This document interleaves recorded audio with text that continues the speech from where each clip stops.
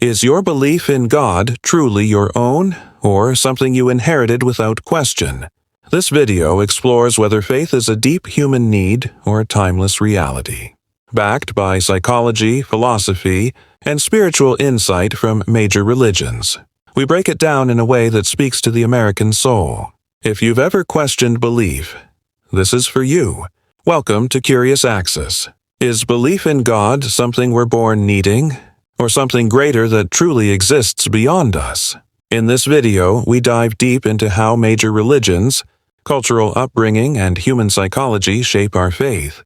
With insights from Christianity, Islam, modern science, and timeless quotes, we unpack this question in a way that truly speaks to the American experience. If this resonates with you, don't forget to like, share, and subscribe to Curious Access for more content that makes you think deeper and feel more connected. Even in a world of science, space travel, and artificial intelligence, billions still believe in God. Why? Because belief in God meets something deeper than logic. It touches the human need for meaning, comfort, and connection. When life feels out of control, people turn to something bigger than themselves. In Christianity, God is a loving Father. In Islam, He is the most merciful. Religions offer more than rules, they offer relationship. In American society, belief is often tied to personal struggle. After 9/11, churches filled up. During the pandemic, even atheists Googled how to pray. Why? Because in moments of crisis, the soul asks for help. Psychiatrist Carl Jung once said, "Bidden or unbidden, God is present." Psychologically, belief offers stability. It answers unanswerable questions. Why am I here? What happens when I die? Without faith, many feel empty, adrift in a chaotic world. Faith, even if unseen, feels like emotional survival. So maybe belief in God isn't outdated. Maybe it's encoded into the human condition, not because we're weak, but because we're wired for connection. And in a noisy world, the idea that someone is listening still matters. Most people don't choose their religion, they inherit it.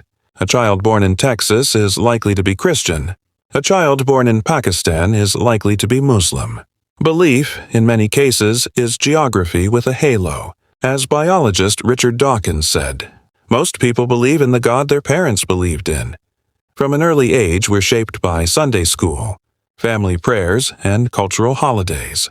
In the U.S., "In God We Trust" is on money.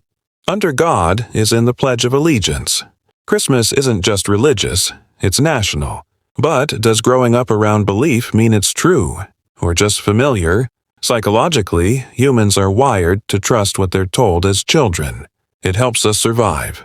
But it also means that belief can be absorbed before it's understood. Many Americans realize this in adulthood, when they begin questioning whether they believe in God, or just in the version of God they were handed. This doesn't make belief fake. It makes it human. Faith that starts as inheritance can evolve into something deeper. But to know what we truly believe, we first have to ask, did I choose this faith, or was I born into it? What if God isn't just above us, but also built into us? Psychologists suggest that belief in God may be part of the human mind's architecture. Sigmund Freud called God a father figure, created by the mind to feel safe. Carl Jung believed the idea of God lives deep within our unconscious, like a universal instinct. In religion, God is often described in personal terms: a protector, a judge, a healer. These roles mirror human emotional needs, especially in times of fear or loss. That's why belief often spikes during trauma. In the U.S., after mass shootings or natural disasters, prayer becomes a national ritual. Spiritually intense moments, like near-death experiences or moments of awe, also activate parts of the brain related to emotion and memory.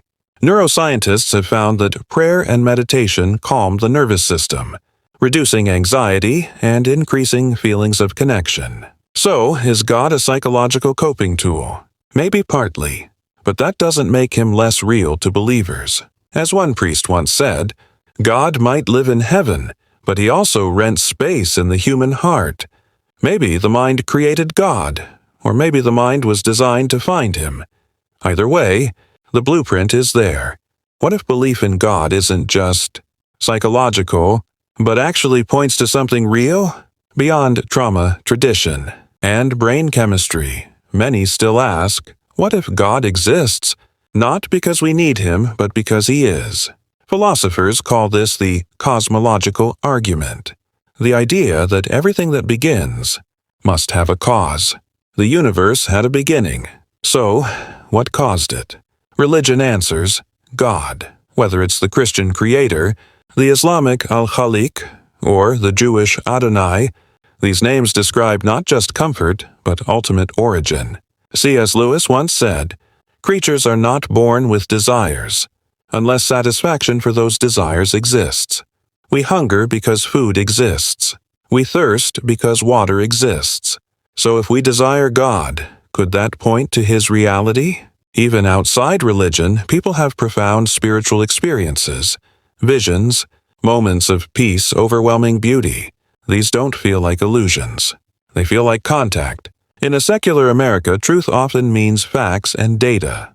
But not all truths fit under a microscope. Maybe God isn't just a story we tell ourselves, but the reason we're here to tell stories at all. The question isn't just psychological. It's spiritual. It's philosophical. And maybe it's eternal. In today's America, many are caught between doubt and belief. They don't reject God, but they're not sure either. Some call themselves spiritual but not religious.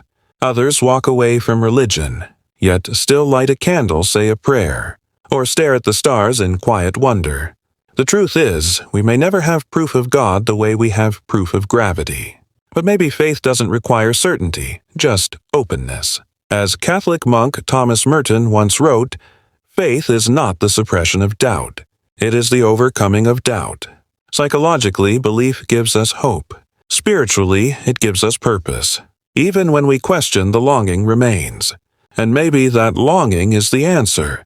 Maybe the fact that our hearts keep searching points toward something real, even if we can't explain it. In Christianity, Jesus said, "Blessed are those who have not seen and yet have believed." In Islam, the Quran speaks of those who believe in the unseen. Across faiths, believing without seeing is not weakness, it's trust. So can we believe without being sure? Maybe that's the most honest kind of belief. Thank you for watching. If this video gave you something to think about, please like it and subscribe to the channel.